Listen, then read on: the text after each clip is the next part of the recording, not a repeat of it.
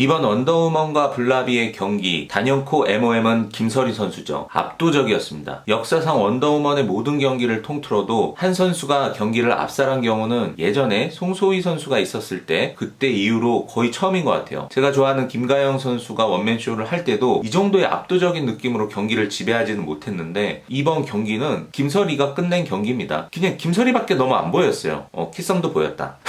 하긴 아무리 압도적인 선수가 있다라고 해도 혼자 다 해서 이기는 건 아니기 때문에 다른 선수들도 다 잘해줬습니다. 특히 키썸도 자신의 컨디션이 좋았을 때 보이는 그런 멋진 선방들을 보여줬고, 특히 김가영 선수나 김희정 선수는 바뀐 포지션이었음에도 불구하고 빠르게 적응하면서 전반적으로 경기를 잘 풀어줬습니다. 그럼에도 불구하고 우리 좀 몰아줍시다. 이거는 그냥 조금 오버해서 김설희 선수의 경기였어요. 아마 인생 경기였을 거고 이거 이상 어떻게 더 보여줄지가 잘 그려지지는 않습니다. 보시는 분들 대부분이 놀랬을 거예요. 기본적으로 우리가 김설희 선수의 킥이 좋다는 건 다 알고 있잖아요. 중거리 슛들을 넣었을 때 보면 사실 이거 중거리 거리도 아니야. 장거리 거리예요. 킥인 상황에서 넣은 3골, 우리 공식적으로 포트트릭이라고 합시다. 3번째 골까지가 모두 킥인 상황에서 나왔던 골이죠. 2골이 하프라인 위쪽에서 골을 넣은 상황이에요. 그러니까 이거는 거리로 따져도 중거리라고 볼 수가 없어요. 장거리입니다. 장거리 슈팅력을 갖고 있는 이 김설희 선수의 가장 무서운 점은 저는 포물선이라고 생각해요. 공 스피드가 거기서 뭐 빨래줄처럼 빨려 들어가는 속도로 가진 않아요. 좀 비교 대상이 있다면 김진경 선수가 가끔 날리는 장거리 슛과는 약간 차이가 있어요. 김진경 선수는 진짜 말 그대로 대포알 같은 슛을 날리잖아요. 뻗어가는 슛을 날리는 반면 이번 경기에서 보여준 김설희 선수의 이 킥들은 대부분 곡선을 그리고 가고 있거든요. 근데 이 슛이 그래서 더 강력한 거야. 확률상 굉장히 높은 슛을 쏘는 거예요. 여기서의 확률이라는 거는 골이 될 확률에 대한 것도 있지만 일단 골문으로 그 사정권, 골대에 정확하게 집어넣을 수 있는 그 성공률의 확률로 봤을 때 굉장히 안정적인 킥을 갖고 있는 거예요. 그 모든 슛이 골로 연결이 돼서 더 대박이지만 골이 안 됐더라고 하더라도 모든 슛들이 정확하게 골문을 향해서 날아가잖아요. 그리고 본인도 그 슛을 찰 때 보면 힘을 그렇게까지 들이지 않아요. 되게 인상적이었던 게 그렇기 때문에 그 템포가 필요했던 거예요. 정확한 그 템포에 맞춰서 박자감 있게 임팩트를 탁 맞추는 거죠. 그리고 다리를 뻗는 형식도 보면은 순간 힘을 실어가지고 빵 차는 스타일이 아니야. 결대로 그대로 밀어서 치는 그런 느낌이 있어요. 그래서 곡선 자체를 만들어가지고 골문을 향하게 하는, 그러니까 그 장거리에서도 정확하게 골문으로 타겟팅 되는 슛들이 날아가는 거죠.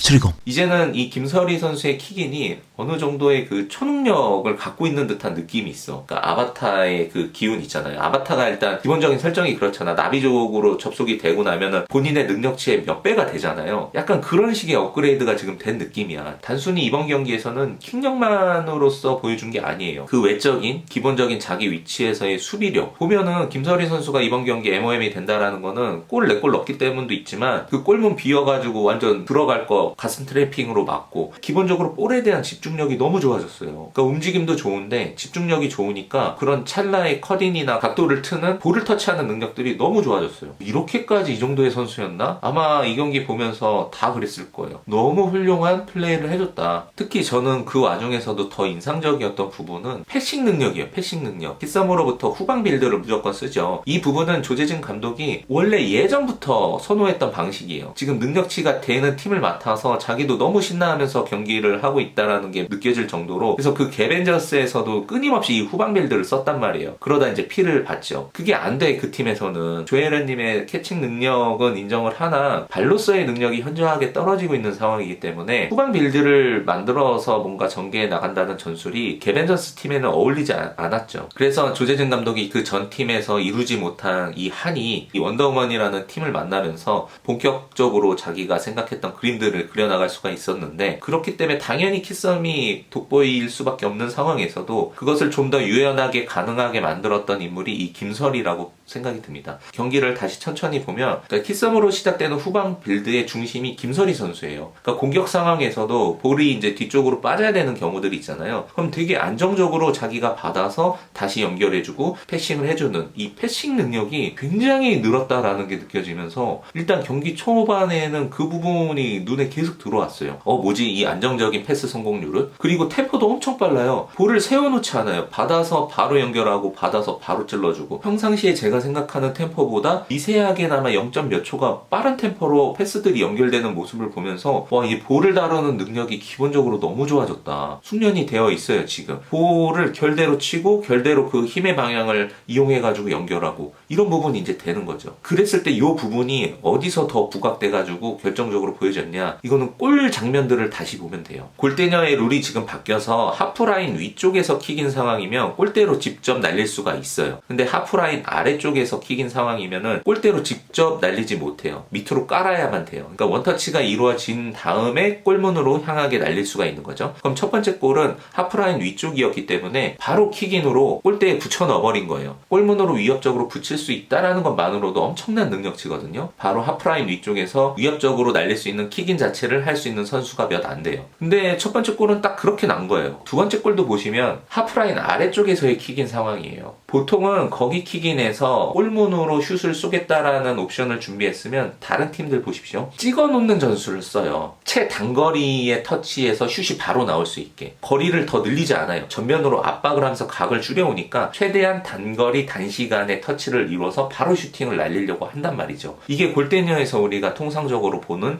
하프라인 아래쪽에서의 킥인 상황에서의 세트피스 전술입니다. 근데 지금 보십시오. 김설이 위치 자체가 하프라인 위쪽으로 올라가 있어요. 왜 그 킥인 상황에서 전면으로 압박하지 않았냐, 각도를 왜 내줬냐, 그 부분을 지적하신 부분들이 계셨는데 그거 붙을 수가 없어요. 근데 공 자체를 뒤로 저 멀리 뿌려버리잖아요. 근데 그 멀리 뿌려주는 그 공을 다일레트로 슈팅을 하는 거예요. 그 멀리서 패스하는 공을 그대로 차요. 그대로 굴러오는 골을 논스톱으로 슈팅을 날리는 이 부분이 너무나 놀라웠던 거죠. 킥인 상황에서 패스의 거리가 길어지면 길어질수록 논스톱으로 슈팅을 날리는 부분에 대한 부담이 있을 수밖에 없거든요. 그러니까 우리가 통상적으로 발리슛을 생각해 보면 돼요. 움직이는 공을 타이밍 맞춰서 때린다라는 거는 진짜 그만큼 어려운 거거든요. 거리에 비례하는 롱패스의 볼을 치는 것도 그만큼이나 어려운 거예요. 긴 거리에서 오는 패스는 한 번 잡아놓고 때리기 마련이거든요. 그 한 번의 터치를 거친 다음에 세워놓고 그 공을 때리려고 하는 게 본능인데 이 옵션에 대한 연습을 그만큼 한 거예요. 이거는 엄청난 연습을 했을 거고 거기에 이제 완전 최적화된 기술을 지금 터득하고 있는 거예요. 세 번째 골도 마찬가지로 붙어있는 상황에서의 킥인이었잖아요. 그 패스의 거리가 상당한 거리로 뿌려주기 때문에 전방에 있는 선수들이 붙기 전에 저 뒤에서 날려버리는데, 그러니까 이게 어마어마한 능력치인 거예요. 생각을 해보세요. 야구로 따지면 마구라고 하는 게 있잖아요. 절대 칠 수 없는 공. 근데 여기서 생각해보면 이게 그런 개념이 돼. 수리검. 왜냐면 킥인 상황은 매 경기에서 무조건 나오는 상황이에요. 그러니까 이게 프리킥이랑은 달라요. 그 필드 안에서의 어떤 유리한 지점에서 파울이 나야만 이 프리킥 상황은 연출이 되는 건데, 근데 한 경기에 그런 프리킥 상황이 많지는 않거든요. 파울로 인정되는 상황 자체가 많지가 않기 때문에 골대녀 경기 안에서의 그 프리킥 상황은 많지가 않지만 그 킥인 상황은 너무나 많아요. 왜냐면 대부분 수비하는 과정에서 다 볼을 걷어내기 때문에 수십 번씩 나오는 게 이 킥인 상황이라는 말이죠. 원더우먼은 엄청난 옵션을 앞으로 계속 보여줄 거예요. 지금과 같이 반복된다면 이거는 킥인이 되는 순간마다 골로 연결될 수 있는 상황이 계속 연출이 되는 거죠. 그러니까 어마어마한 무기가 장착되는 거예요. 더군다나 지금 앞서 제가 설명했던 부분, 이 킥인이 단순한 킥인이 아니에요. 아니 하프라인 위쪽으로 뿌려주는데 킥인에서 그 위치에서 쏘는 게 아니라 그 상황에서 저기 멀리 뒤쪽으로 뿌려주는데 거기서 슛을 날려서 골을 넣는다니까? 생각해보면 답이 없어요. 이거에 대한 답은 딱 하나야. 그 팀의 골키퍼의 능력이 어느 정도 기본치 이상이 돼주는 거, 이거밖에는 이건 풀 수가 없어. 아무리 김설이라고 하지만 그 하프라인 뒤쪽에서 날라오는 그 장거리 슛들에 대한 정확도가 그렇게까지 제가 얘기한 스피드가 붙어서 오는 공이 아니란 말이에요. 어쨌든 골키퍼가 준비할 수 있는 시간이 있고 상대적으로 반사신경이 좋다고 하면 뭐 허경이, 키썸, 캐시 정도라고 한다면 그 거리에서 오는 슛들을 충분히 막을 수 있죠. 근데 만약에 상대팀의 골키퍼가 지금 안혜경 님도 이 정도로 당황할 정도로 선방률이 낮아버리는데, 뭐 예를 들어 구척정신이고 상대방 골키퍼가 허경이가 아닌 임경민이었다라고 치면 얼마나 더 위협적이에요. 이 슛들이 계속 날라올 텐데 100개 다 날려봐, 100개 다 막아줄게. 이 정도의 능력치의 골키퍼가 있어야 돼요. 근데 그 장거리에서 날라오는 슛이라고 한다면 캐시, 키썸, 허경이 정도는 그렇게 쉽게 뚫리진 않을 거야.